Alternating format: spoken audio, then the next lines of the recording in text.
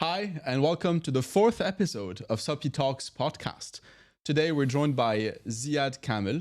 Ziad is the founder and CEO of Rosy Hospitality, which is an F&B group that includes the infamous Couqley, the premium casual restaurant that's been in business for 15 years now, and it's particularly known for the steak frites items. Couqley is not your first rodeo, Ziad. You built Go Brands, which were one of the first delivery-only virtual brands back in 2018 in Dubai. That was a time where the delivery business model wasn't an obvious business model for the restaurant community. You started with 800 orders a month, and then 3 years later, you were at 30,000 orders a month before selling it to Kitopi. So Ziad, welcome. I'm very excited to have you here, and we have a lot to talk about. Thank you so much for this wonderful introduction. It's my pleasure to be here with you, JP, and with the team Supy.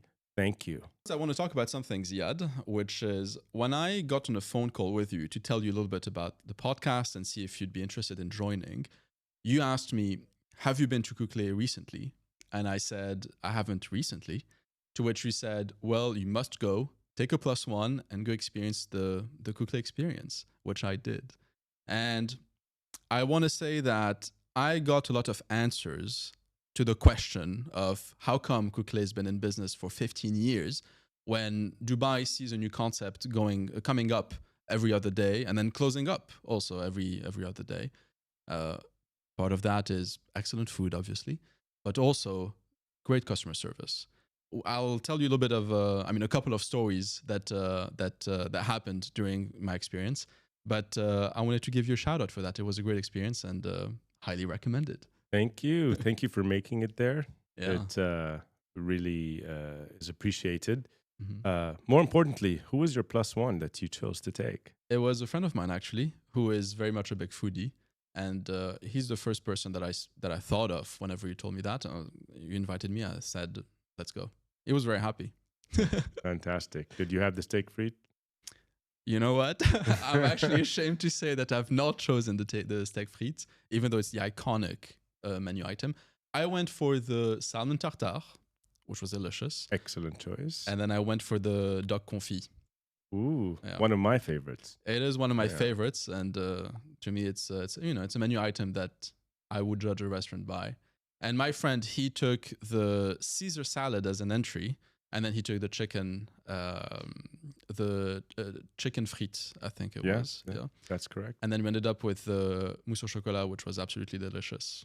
Excellent. So Ziad, we have a lot to talk about. You have a breadth of experience from starting a restaurant to marketing your restaurant, to your obsession with customer service, which you've told me about also, and that I've seen in your restaurant.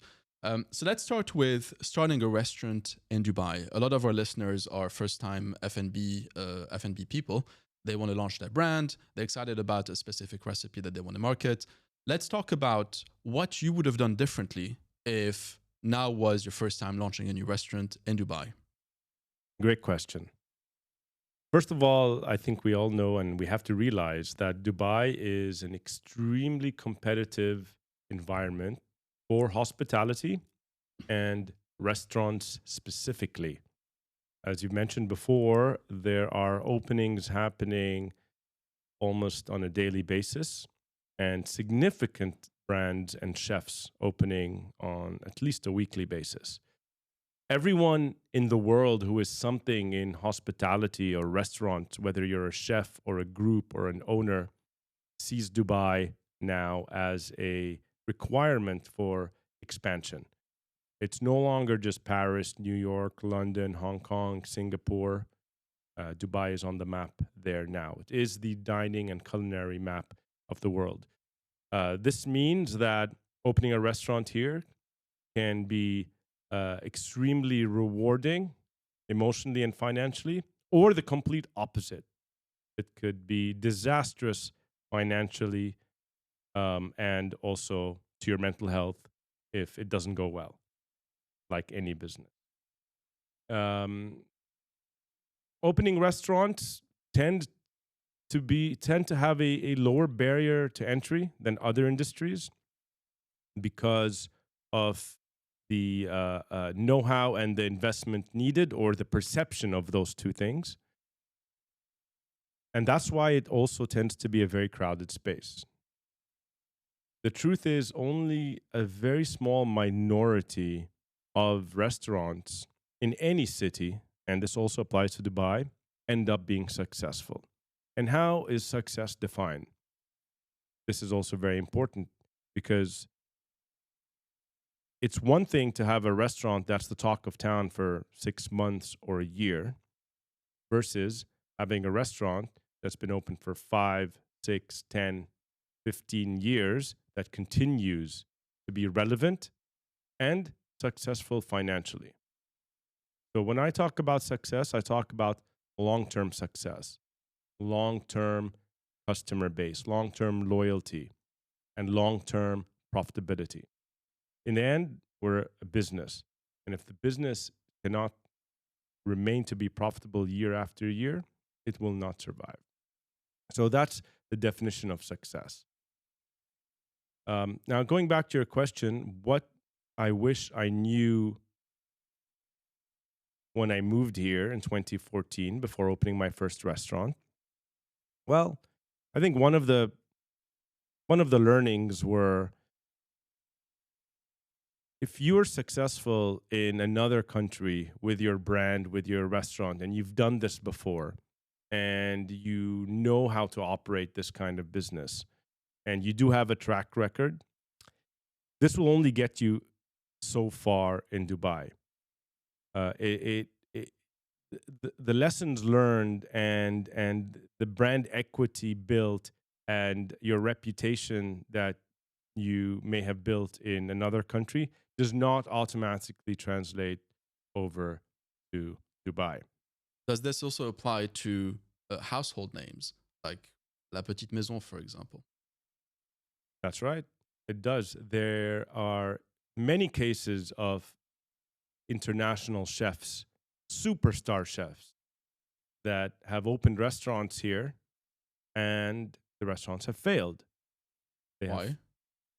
Why? Because they, I think, had failed to. I think they maybe put too much weight on the name of the chef or the name of the brand, and less focus on the value proposition that the customer receives. So a brand and a name can only get you so far, can only get you through the honeymoon phase, which is 6 months to 12 months after opening. After that, the only thing that will get you through and continue to be successful is the value proposition that you provide your customers and that your customers understand and know. That's the only way to remain successful in this industry. Could you define what the value proposition mean? Yeah. So again, the only way to escape competition is through uniqueness. And I'll say that again. The best way to escape competition is through uniqueness, which means that if you do not have a unique product or value proposition, then it would be very difficult to have a loyal customer base and have an ever-growing new flow of customers into your business. With regards to our businesses, and I'll talk about Couqley now and the Go brands later. We have a very customer-centric approach. Our customer experience is one thing that we spend the most amount of time understanding and solving for. And we have several key values that we stick to no matter what. And sometimes sticking to your values is very difficult because stakeholders and the market try to pull you in different directions. You have to be faithful to yourself and to your values, and you have to learn how to say no a lot more times than saying yes. Couqley's values are the following. We have excellent quality food on par with the best fine dining establishments in the world, right? This is due to sourcing noble ingredients and preparing the food in the highest quality kitchens with the best possible chefs and cooks. Second is we have personalized service. What I mean by personalized service is we ensure that our team members can be themselves with customers and don't just read off or recite a training manual when they come to take the order. We train our team to become order makers and not order takers. It shouldn't feel transactional. It should feel true and real. So we want our servers to interact with customers, to learn their names. We want our customers to know their waiters' names, know their stories and where they're from. And we want to ensure that our servers have the tools and the training to ensure that the customer is always well looked after. So great food, great personalized service, not just great transactional service. That's number 2. Number 3, a casual environment, right? Although we are offering extremely high quality cuisine with great personalized service, we want to do so and we aim to do so in a very casual environment. How does this casual environment value translate on the ground? First, it translates in dress code. We do not enforce any sort of dress code on our client base as many other restaurants do in town.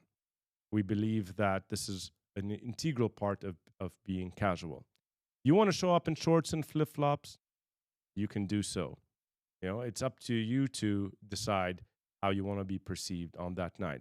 And for the past 8.5 years, this has worked very well. And customers tend to know when they can dress up and dress down without us having to, wave that on their head when they make their reservation. Secondly, we never enforce a time limit on our reservations. So a lot of restaurants in our domain will give you a booking just for 2 hours, and then they say they need the table. And so you kind of feel like not very important, and you feel like you're going to be kicked out. And this doesn't feel like a casual experience. This feels like very constructed and transactional.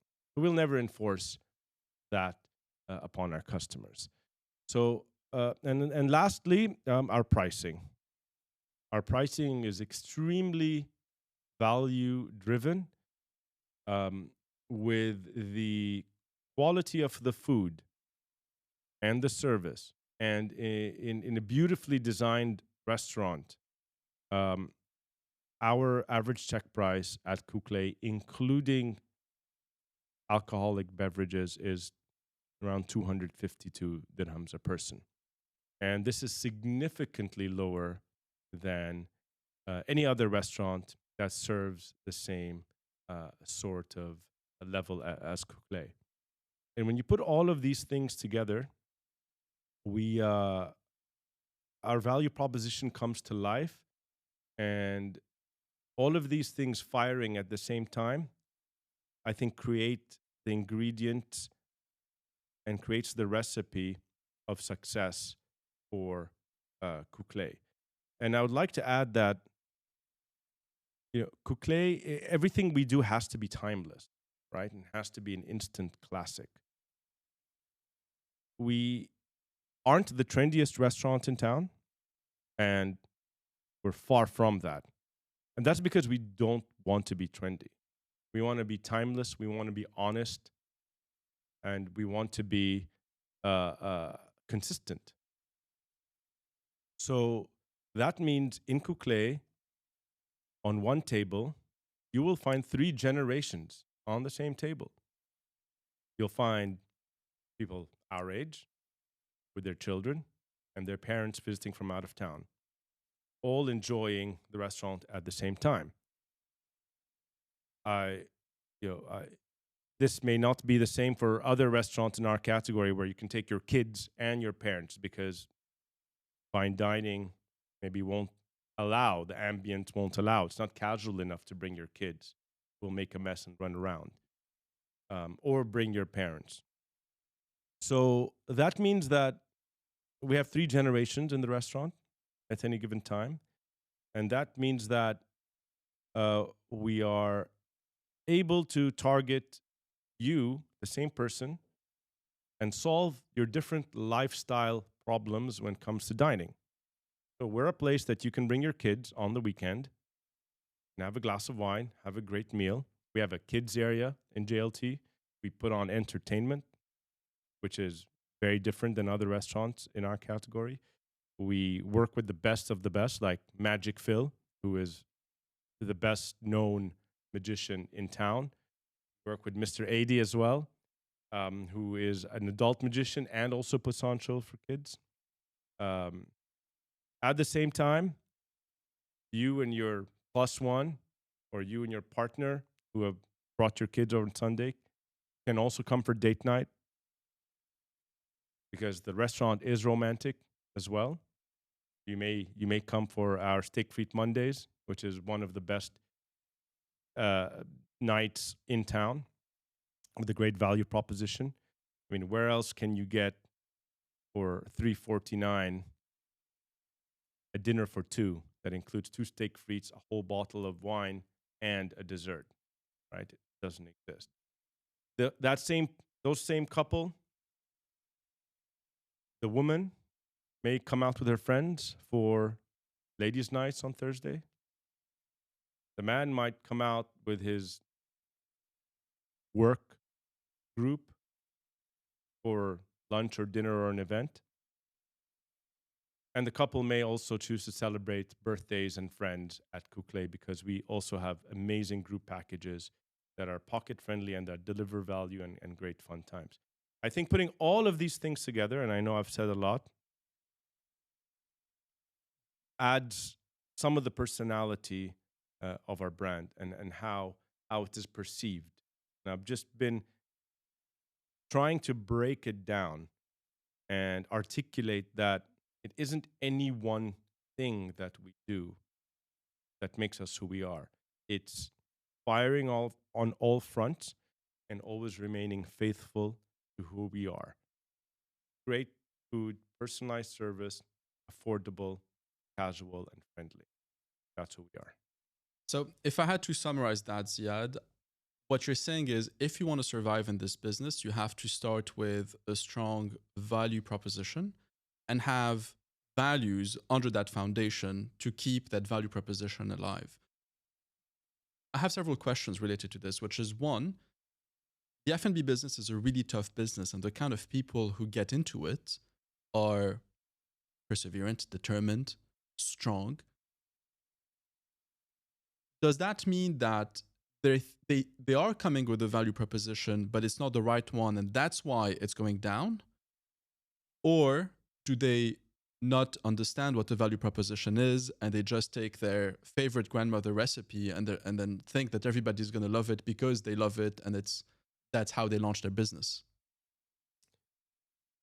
Good question. So let's break it down into 2. I think your question is for the... My question is, how do you start a restaurant with a strong value proposition? What makes a good value proposition, and how you keep it going? Well, first you need to understand the market, and you need to understand what makes who you are. I mean, I think that's one of the hardest things to do, because coming up with an idea of opening a restaurant, I think almost every single person has thought about that, because everyone eats and everyone likes specific dishes, and a lot of people travel, and a lot of people have ideas to open this kind of restaurant or that kind of restaurant. Now, it's very important to now let's break it up into 2. Someone who has opened a restaurant before but not in Dubai and is thinking of doing so, or the person who has never opened up a restaurant anywhere and is in Dubai and want to start here. Those are the 2 people. So in both categories, I would say understanding how your brand and and what your restaurant offers the market vis-a-vis what's available is extremely important. So knowing is one thing. What differentiates you from the other Mexican place or French place or sushi place, right? Why would someone come to your restaurant and not to, the one that's already been open for 3-4 years and has a head start? What would the customer? Why would the customer think about you when there's thousands of other restaurants? So all of these questions are questions I would ask myself and try to figure out how to differentiate and how to leave a lasting impression. It's easier said than done. And I think that even once you figured it out, you always need to be able to pivot because no one gets it right the first time. And I certainly didn't get it right the first time. It's just about being open-minded enough to keep trying to implement different things and understanding that not everything is going to work, that there will be some failures, but being able to dust it off and quickly pivot and continue to try new things until you have your basket of things that works for you. Now, for the person who is thinking about opening their first restaurant ever, The unexperienced one. yeah, the unexperienced one, I would say it's very challenging. And for those who are thinking of doing it as a side business, because some people may have jobs or other businesses they run, and they think that on the side they would open a restaurant and just hire a great chef or hire a great manager and it should sort itself out. I would say don't do that. Save your money. Invest it anywhere else. Put it in crypto. You're probably better off there. Really? Yeah. Why Put are it you in the saying stock this? market. Put it in anywhere else. But don't open a restaurant as a side business here if you've never done it before. Oh, so you have to go full on, basically, if that's what you want. That's what you want, and you have 100% dedicated and committed. And I would say don't invest any money that you're not willing or prepared to lose, and some, because your restaurant isn't going to be financially stable at the get-go. So I would say for those who are thinking of doing it, it would be better to either find a restaurant group that is raising capital for investors, put some capital there. For example, we raise capital from our network of investors for our growth and to open up new restaurants like we're doing now for our new Central American restaurant, Girl and the Goose. So I would say find a group that takes on investors and make an investment. And this will give you a window into how a restaurant is managed and run, from marketing to finance and accounting to management to lease negotiations to operations, procurement, everything. Understand it from that perspective first before you put your own money there. Or partner up with someone who has a track record, credibility, and is 100% dedicated on the ground to operating the restaurant. Invest with that person and work alongside them, or put your money with them rather than just doing it all on your own. When I talk to F&B professionals, a lot of them, just as you said, tell me that there are trendy places that open up and close down every other day. Is launching a trendy restaurant that dies early a business model? It may sound like a dumb question, but every other day you have a new coffee shop with a super Instagrammable interior, and you know that this is just a trendy interior and that it might die afterwards. And then a new thing comes up and everybody goes to that new thing. Is that a business model? Or do people want to create something that's going to last for years, but don't succeed at it?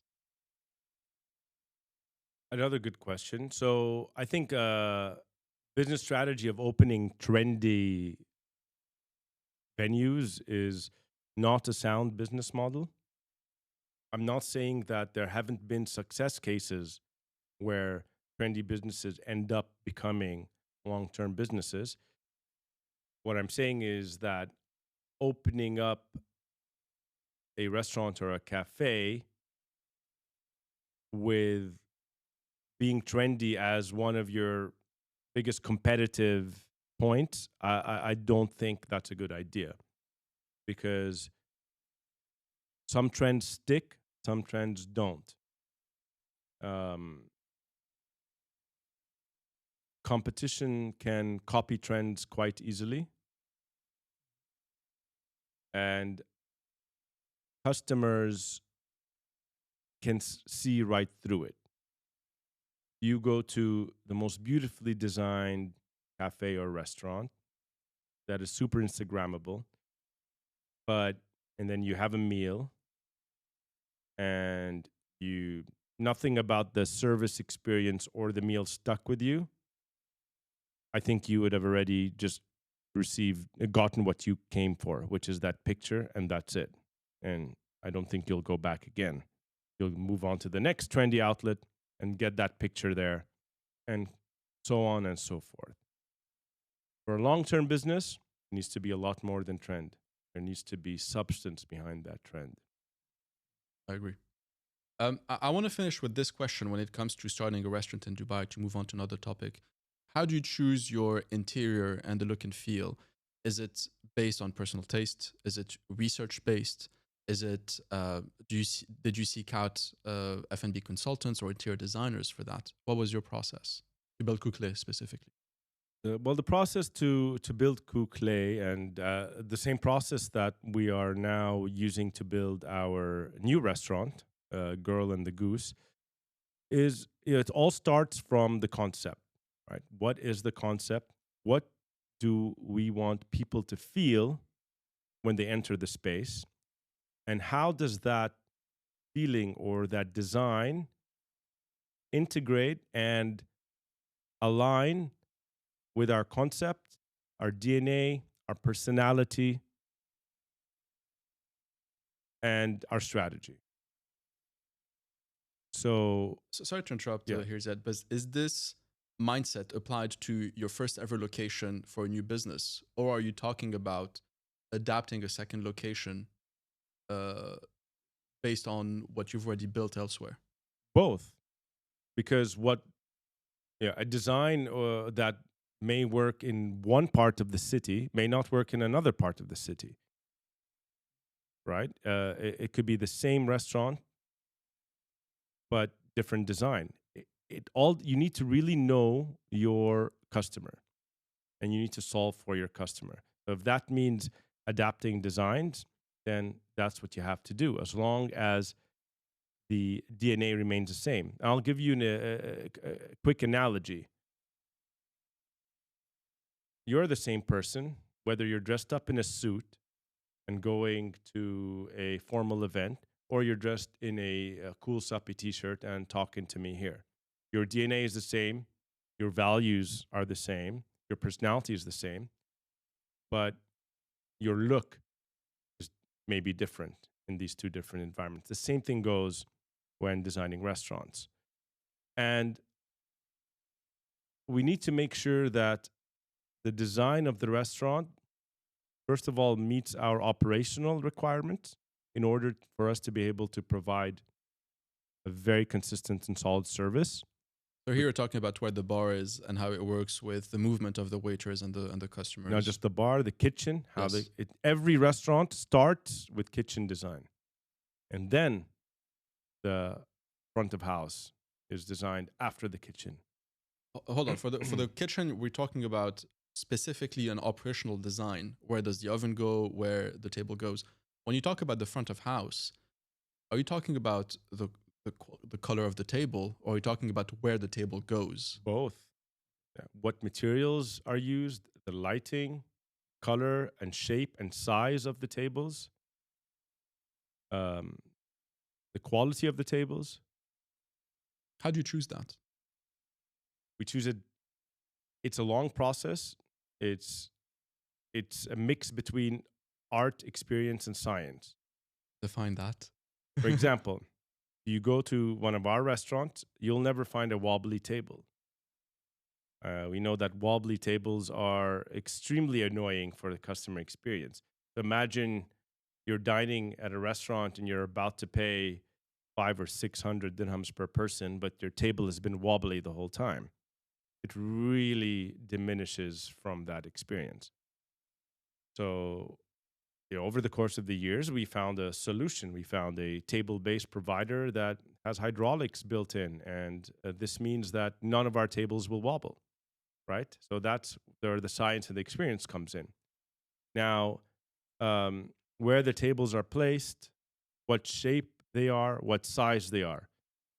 Some restaurants have, and people who know me, who work with me, my team, they know this is my pet peeve. Small tables, I believe, are detrimental to a great customer experience in a full-service restaurant. Don't go to Paris.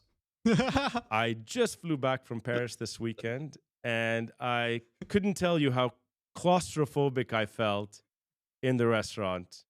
And we come from a culture of sharing dishes, right? We want to order many things on the menu and share it with everyone on the table. And this is very challenging or almost not possible to do with the small tables of Paris.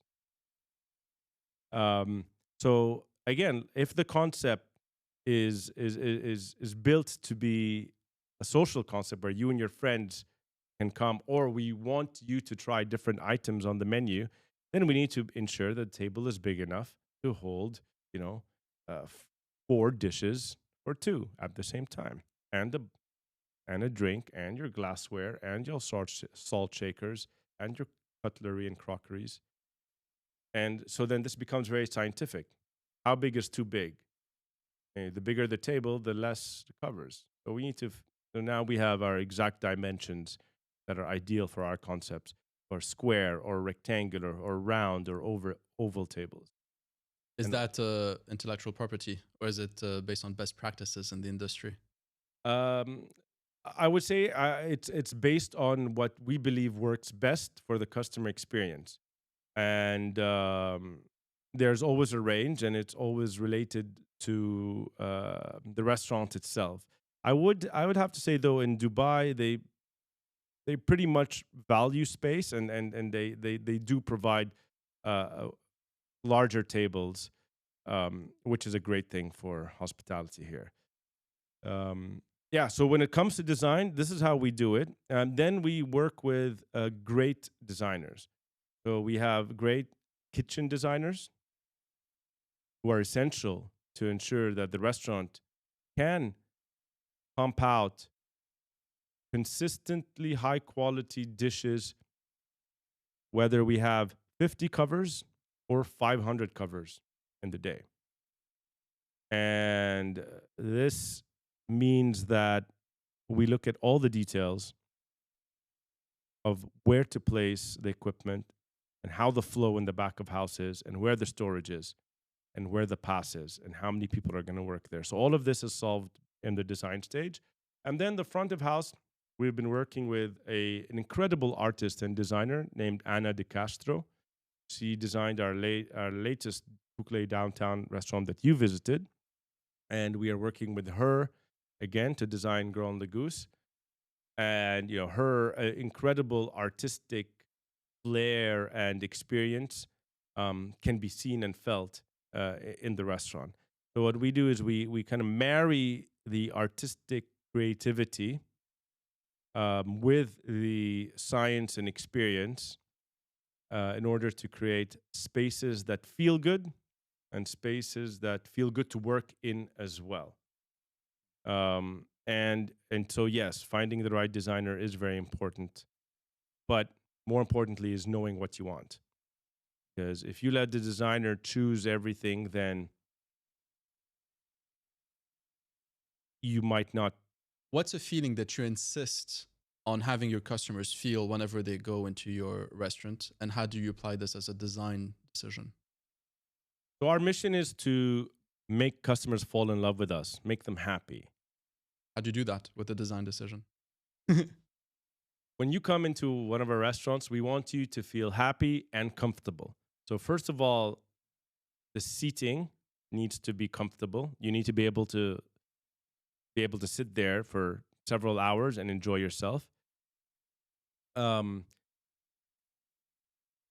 restaurant needs to be aesthetically designed in a manner where it's visually pleasing wherever you sit.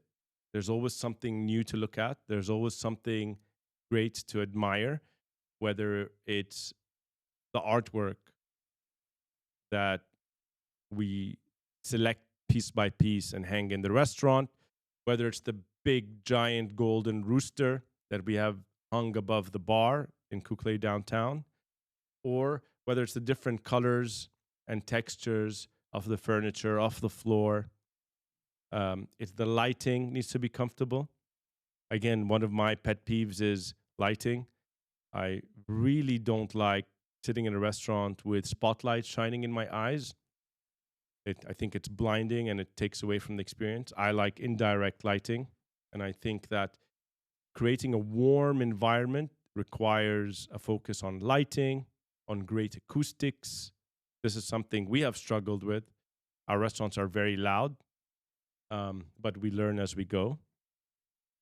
So it's all the senses, right? It's the sound, it's the feeling, it's the seeing, right? And then obviously the tasting comes with it. So it's making sure all of these things are checked off. And when you build a restaurant, we always build samples of the different furniture and items to test them out before actually pushing the button on them. Couqley's been in business for 15 years. That's a dream come true for many restaurant owners. What has made you a success? What are the things that you do on a regular basis that other F&B owners miss out on or are not aware of? So I think Couqley's success can be defined as being consistent year after year after year. I think this is a comment we receive from longtime customers. People who may have not been to a restaurant for 5 years would come back and say, your steak frite tastes exactly the same. This is amazing. And I know it sounds easy to do the same thing over and over again, but it's not. It's one of the most challenging things to deliver the same quality with the same service experience year after year after year. I think this is one of the most important variables or success factors. How do you solve consistently? We solve that. We say we play long-term games with long-term people. That applies to our staff. So all of our key people in the business have been with me from day one. Since I moved to Dubai and we opened the first restaurant in 2016, I think most of our team have been exactly the same people for 8.5 years. And retaining talent is extremely challenging. But in making sure you have the right people and then keeping them, I think that is what also ensures that we're consistent and successful for a very long time. So our group executive chef, Fadi, I've been working with him for more than 12 years, even before coming to Dubai. Our group business manager, who started off as a restaurant manager, Roxanne, she was employee number 1 in 2016, and today she runs the business side of the restaurants. Told me about Andy's story as well. Andy is now the restaurant manager of the JLT branch, and he started off as a server, as a waiter. I was Andy. at the restaurant one day, and Andy was there as a customer, and we got to talking, and I was entertaining him as a customer. And the next day, he reached out to me and said, I want to work in your restaurant. I've never worked in a restaurant before, but I think I can do it. And he had the character for it, and he had the right um, personality. And again, we hire for personality and train for skills. So I said, fine, you want to start? You got to start as a waiter. And he said, sure thing. And through his perseverance and dedication and love for the job, he managed to grow very quickly. And now he runs a restaurant that serves more than 10,000 people every single month in Couqley JLT, and is doing a great job. Shout out to Andy. Shout out to Andy. So basically, the secret to consistency is to keeping the right people for a long time. Is that the main reason why most businesses don't make it to that number of years? So yeah, it's having the right people and then having the correct systems in place as well. So these two things have to go hand in hand. So what do you mean by system? It means about your systems need, for example, Supy is a system, is our inventory management system, right? It ensures that all of the knowledge that we have experienced is now documented and turned into our standard operating procedure. It means that not one piece of knowledge resides just with one person. So now, for example, our procurement and our inventory and our ingredients are documented and listed, right? Pricing, quality, supplier, all of that, that's a system now. So if whoever comes or goes, or whoever takes over Couqley in 20 years, will have that all documented and systemized. And the same goes with our reservation management systems, with our training material. We work with a fantastic company called done.fyi that encapsulates all of our training and how to provide personalized, honest service to people. And we've converted those into modules and training programs. And we've put them up online with videos and documents. So it's about taking what has worked and writing it down and putting it in a system and implementing it for it to be used. So today, when we have to hire new people, everything that has made us successful to date is documented and is available for them to read and understand on a conceptual level, so that when they implement it practically on the job, there's a link between two. So people and system. We say systems manage businesses and people manage the system. And I think that's what is a key factor for long-term success. Your answers are spot on. One of the things that I said in the previous podcast is that the investment of software isn't limited to just buying the subscription. Software without the involvement of your people is, I'm not going to say worthless, but doesn't deliver as much value as it would if people are religious about it.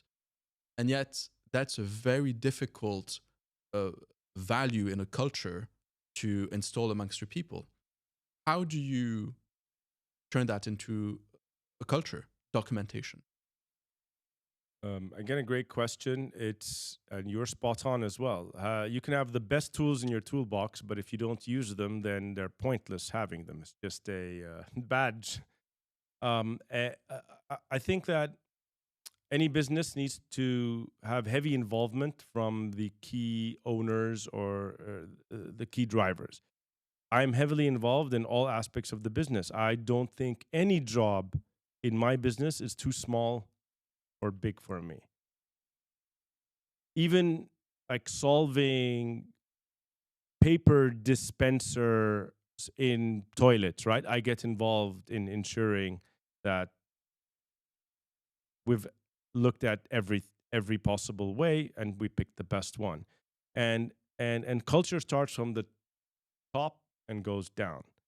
So this attention to detail and this way of thinking of every aspect of the business then translates downwards. This is very important. You can't delegate attention to detail. You have to show how it's done, and then your team will follow. You can't just say it and expect it to happen. And that's the same with software and systems.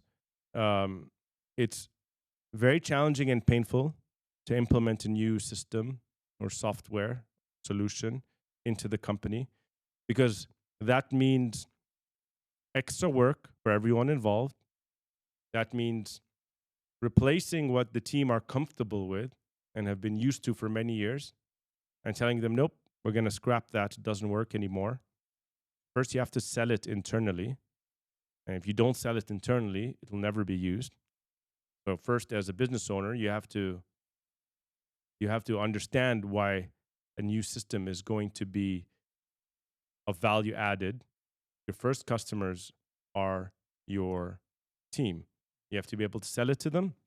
And then you have to be on top of the implementation and get through the first 6 months, I would say, to a year of onboarding, which are the painful years, until then the software or the system becomes a standard operating procedure and then starts becoming of added value to the team.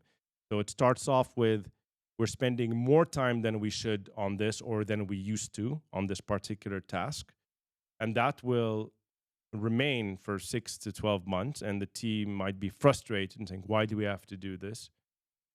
But then the magic happens after that, and the efficiencies happened afterwards, and the scalability happened afterwards. And I tell my team, don't just solve for one restaurant, because a lot of the team members may work in one restaurant, not more. I say, what this current system now, solve for 5 or 10 restaurants. Would it work? After some thought, they look and say, no, it won't, right? They so this is very important now to implement. All right. Amazing. So if you basically want to be a long-standing restaurant, you have to be consistent. Consistency is done by keeping the people that started with you and investing in your relationships, and to also have systems in place where you basically build a culture around the fact that you need to document everything on these systems. Yep. And then you keep repeating that, and you have a successful business. I want to talk about one of the biggest challenges in the F&B business, which is expanding your restaurant business. When is a restaurant ready to expand? And whenever you decide to expand, do you just copy paste your concept to another location? Yes, no, and why? Expansion in the restaurant business is very challenging, specifically in our space, full service restaurant, which is licensed. So, having said that, the first and most important decision to make is location. Where are we going to open? Specifically, if we already have a restaurant open in the city, do we open another one in the city? Do we go to another city? How many restaurants can this city hold? Will we be cannibalizing our existing restaurant? Or will we be adding more customers that we wouldn't have reached previously? These are some of the questions that we ask ourselves. Finding the right location is very important. Then, not only the right location, the deal structure for that location is equally as important. There may be a location that is absolutely fantastic geographically, I would say, or catchment area wise, but the deal structure is terrible. Maybe high rent, high turnover rent, very restrictive clauses, very one-sided terminations, and a lot of operators sometimes fall into that trap, or the developers or the landlords have extremely one-sided agreements, and that may be one of the prime factors of whether the restaurant succeeds or not, believe it or not. So location, then deal structure is very important. Work with the landlord or the developers that you feel also value what you're bringing to the table. And so it's entered more as a collaborative partnership rather than just on one side at least. Now, I know that's not always possible, but I would say don't give up the search for a great location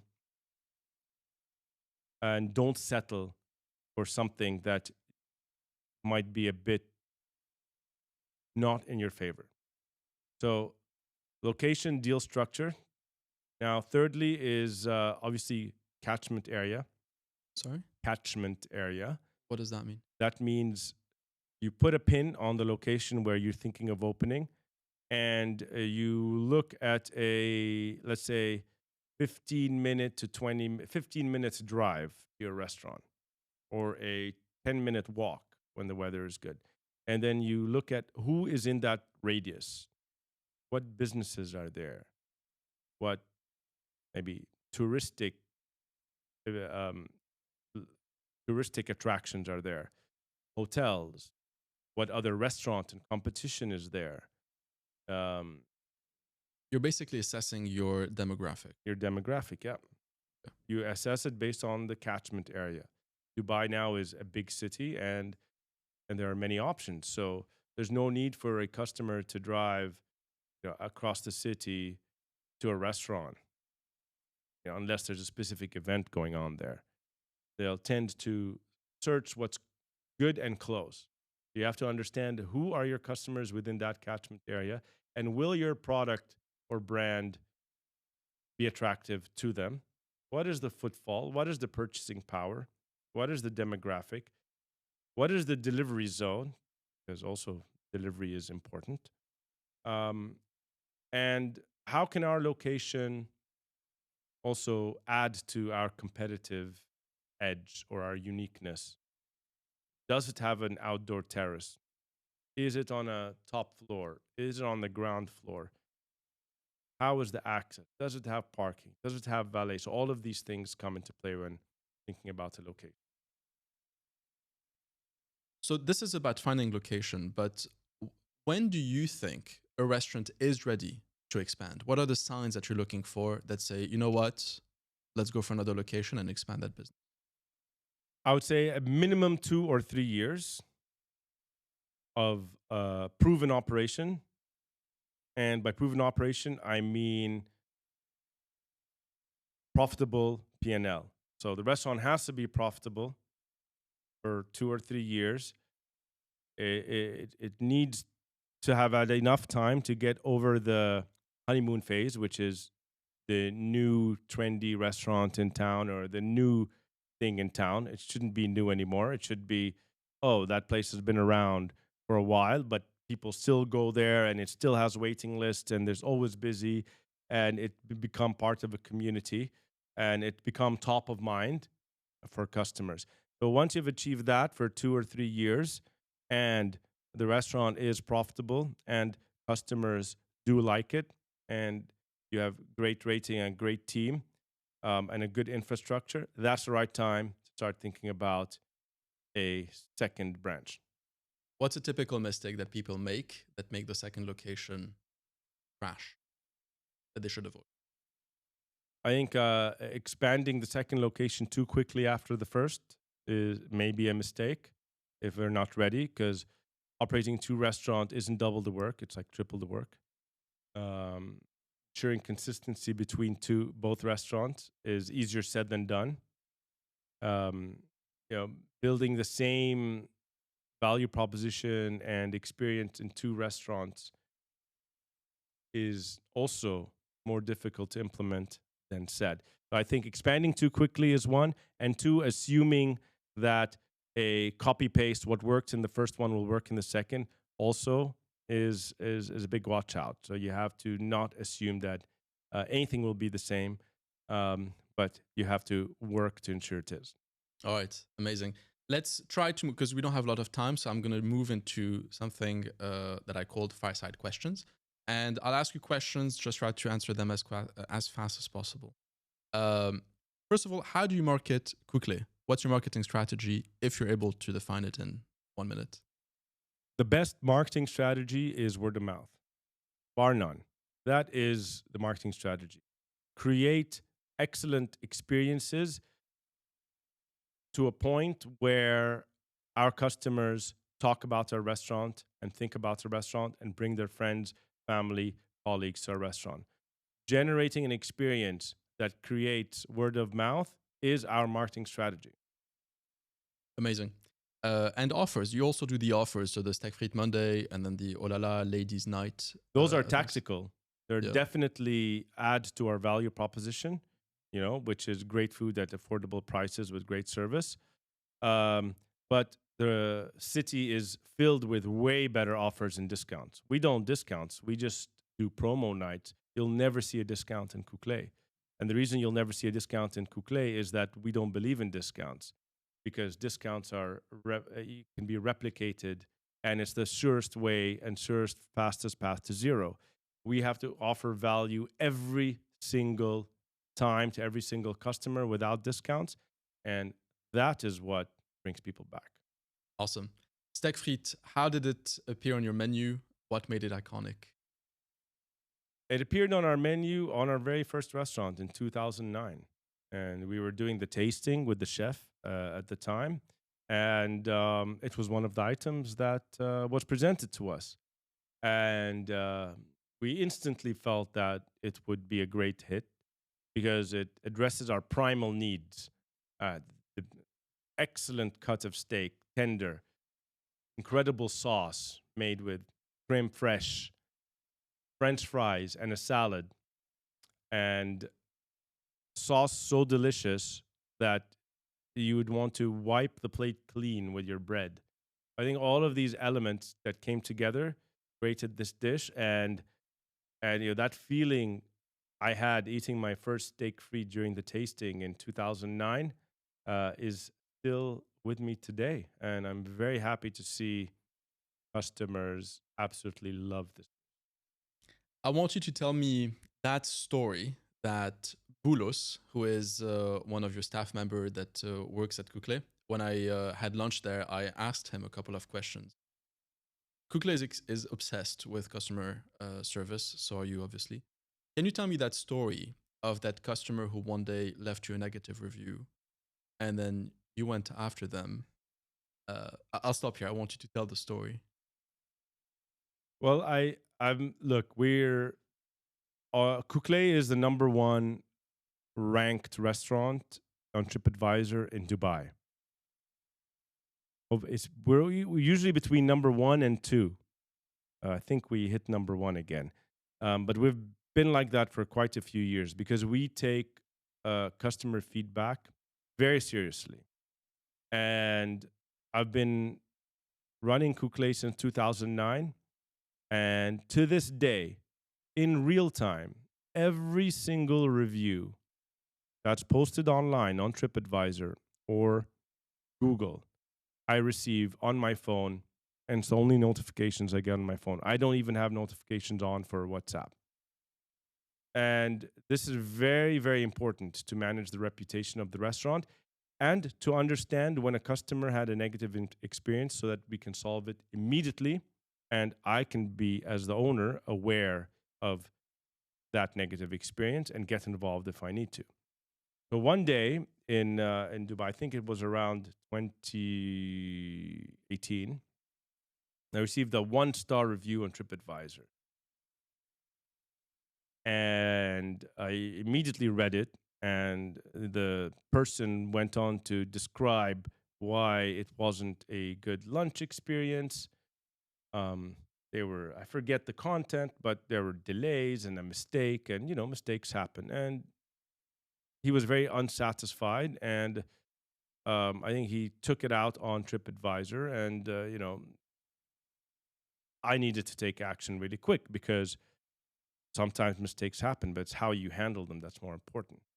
So I found the person's name. I got his contact details from the reservation team. Called him myself, explained to him who I am and how much I cared, and thanked him for his feedback. And I wanted to invite him back again. And he was a bit shocked about the approach, but thankful, and said, yeah, he'll be back. But I wanted to meet him. I said, no. I think you're just trying to brush me off. I want you to understand how much this means to me. And I want to meet up with you and apologize in person for maybe embarrassing you in front of the people you brought Couqley. He said, fine, I'm going to be at this event tonight. It was during the Gulf Food Week. Turns out he was a representative and a chef of a major cheese distributor, and he invited me to their event. And I went there and I introduced myself to him, and he was shocked. And he was with Such all a the good story. management. He was standing there, and I walked up to him and I say, "Hey, I'm Ziad." He's like, and he looked at me. He's like, "You actually came?" I said, "Yeah, of course." And then he looked to his management and his team and said, "This is the owner of Couqley. He came because I left a negative comment." It's like first of all, you don't understand how much respect I have for you to do this. Second of all, fine, I understand we make mistakes, and I'll definitely be back. And third of all, how about we work together and you buy some cheese from our company and put it in Couqley? And that's what ended up happening. And that, I think that was a lesson to convert a negative review into a very loyal customer and also a key strategic partner. We still buy many years later part of our cheeses from them till today, and they've hosted many corporate events and personal events in our restaurant. And this was actually the most important thing, was a demonstration to my team about the lengths we should go to ensure that no customer leaves unhappy. And we know that there will be mistakes, but we need to solve them. Such a good story, and such a testament to the obsession that you guys have with customer service, which I was lucky enough to experience myself. Ziad, thank you so much for your presence and for your time. Next time I go to Couqley, I'm taking the steak frites. Thanks a lot. Thanks a lot for having me here. It was fantastic talking to you, and I look forward to sharing a meal with you at Couqley.